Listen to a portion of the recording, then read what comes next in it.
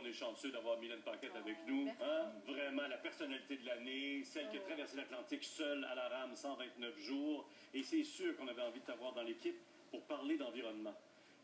On n'est pas spécialiste d'environnement au maximum, mais tu as vécu dedans, tu te penches sur ce dossier important. L'environnement est fragile, tu l'as vécu et tu fais des recherches pour nous. Et là, on veut parler du plastique que tu as croisé pendant ta traversée.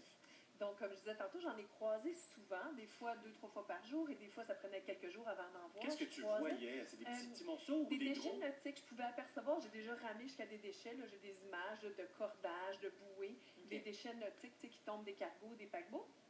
Mais aussi, il y a des espèces de morceaux plastiques. On peut reconnaître le morceau d'un grand ziploc, là, que je peux vraiment reconnaître, qui était peut-être entre 2 eaux un peu plus bas. Alors ça, il faut que j'imagine que ça peut partir de ma cuisine, puis ça glisse dans le trou d'homme, ça s'en va dans le fleuve, ça s'en va dans l'océan. Alors ça me concerne vraiment ce que tu dis là. Vraiment.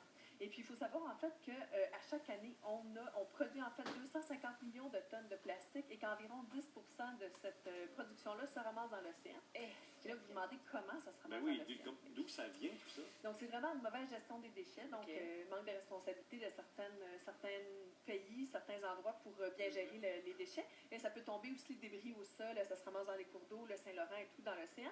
Il y a aussi, malheureusement, il y a plus de 6 millions de tonnes qui sont déversées volontairement par les paquebots annuellement. Attendez là, 6 millions de tonnes, les paquebots décident avant de rentrer vers le Québec, par exemple. Par exemple, dans le golfe du Saint-Laurent, ils vont décharger une certaine quantité de déchets parce que de les traiter une fois au sol, c'est des coûts phénoménaux. Alors, ils ont le droit de faire ça. Ils pèsent sur le piton. Et là, je ne parle pas juste de déchets humains, mais il y a des canettes, il y a des papiers, tout ça. Est-ce qu'ils ont le droit? Peut-être pas, mais... Non, ils ont le droit. Mais ils ont le droit. C'est pas réglementé. C'est ça. Il n'y a pas vraiment de règlement qui protège l'océan de ça. Il y a beaucoup de groupes qui se battent pour pouvoir faire des règlements justement à l'international. Il y a un problème sérieux là. Oui, exactement. Donc ça, c'est 6 millions de tonnes de déchets qui sont déversés volontairement par les paquebots. Et annuellement, on peut penser à peu près à une vingtaine, trentaine de millions de tonnes de déchets qui se ramassent dans l'océan. Ça, c'est dans l'océan. Oui, t'en as vu. Tu me dis que c'était assez profond aussi. Oui, c'est quand même de la surface à 10 mètres de profondeur. Et là, tu as des particules de plastique qui sont là, qui flottent. Qui vont être là. Oui, puis c'est pas nécessairement les macro-déchets qui vont être dommageables. C'est vraiment ce qui va se détériorer par la lumière du soleil avec le temps. Tout le plastique va se défaire en petits morceaux. Et les poissons vont pouvoir manger ça et ça va rentrer dans notre chaîne alimentaire. Par exemple, dans le Pacifique, il y a 26 particules de plastique pour chaque phytoplancton et dans l'Atlantique, c'est 15 particules plastiques pour chaque phytoplancton. Donc la baleine mange, et bien elle va manger toutes ces... Les grands vortex que partout, il y en a dans le Pacifique, il y en a dans l'Atlantique, c'est ça, c'est vraiment des micro-morceaux de plastique. Et c'est pour ça que c'est plus facile de calculer ce qui se passe sur le Pacifique que l'Atlantique. Oui, parce que c'est pas mal plus stagnant, donc ça va tourner un peu plus en rond là, dans la grande gire Pacifique Nord. Et dans l'Atlantique, il y en a une gire, c'est sûr, mais elle est très très gênée. On soupçonne que le Gulf Stream va vraiment défaire cette espèce de gire-là. Et on soupçonne le Gulf Stream d'emmener, alors de faire en sorte que le plastique a un patron migratoire, donc qui va se déplacer jusqu'au pôle. Alors on peut observer des espèces de moules ou de mollusques qui sont maintenant dans le Grand Nord, dans les pôles.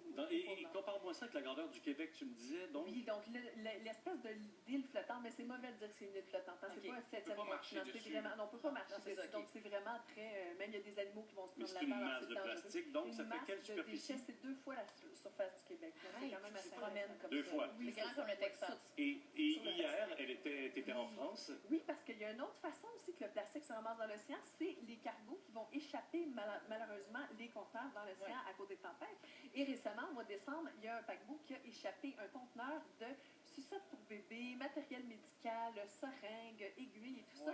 Et moi, je suis allée me promener en France, donc sur l'espace de 10 mètres environ, j'ai ramassé peut-être une quarantaine de seringues. Et ça a vraiment été impressionnant. Là, sur toute la côte européenne, à l'île de Groix, là, ils ont ramassé des sacs de vidange. Ça, c'est tombé du bateau, ça se retrouve sur la plage. Et il y avait des aiguilles, je les vois pas, mais il y en avait... on les voit un petit peu à droite, puis on voit le dessus d'un biberon. Là, ça commence à arriver sur les côtes. Et sans souligner l'importance, c'est du matériel neuf quand même. Là. Oui, c'est ça. C'est du matériel neuf, mais ça peut être dommageable si les animaux en mangent, si bon... Alors, il y en a qui se penchent sur le dossier. Tu me parlais de Curtis Ebesmeyer. Oui, parce qu'il y a un accident, en fait. Il y a un conteneur qui a été échappé En 1992, en plein milieu du Pacifique, qui partait de Hong Kong.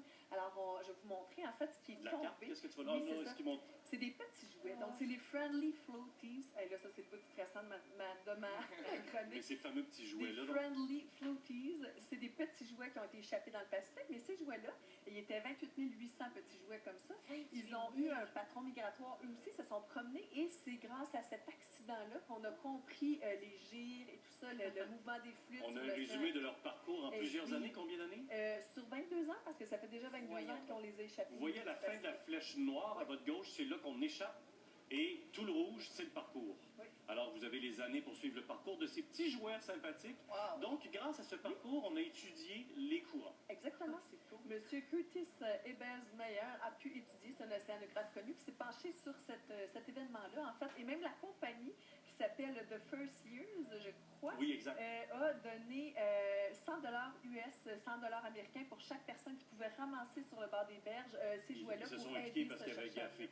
Donne-moi les solutions. Tu m'as parlé des 3 R pour conclure. Oui, c'est ça, ben, les 3 heures. En fait, la solution, on pourrait aller ramasser ces déchets-là et tout. On pourrait aussi essayer de... Ben, en fait, la meilleure solution, c'est vraiment les 3 R. Donc, réduire, récupérer et réutiliser. Mais la solution la plus, dans le fond, intéressante, ce serait d'arrêter d'en mettre dans l'océan, mais ce serait très difficile d'aller... Ouais. C'est un travail En de tout longue cas, haleine. il y a le sur plusieurs dossier années. dans nos maisons et tout ce qui est les navires, les paquebots qui se vident aussi. Ça, c'est pas à nous de réglementer, mais il faudrait surveiller ça. Oui, c'est ça. Merci beaucoup, Mylène. Merci. Merci bien. Une prise du jour, mon beau garçon? Oui, on nous demande régulièrement sur Facebook si on doit écrire ça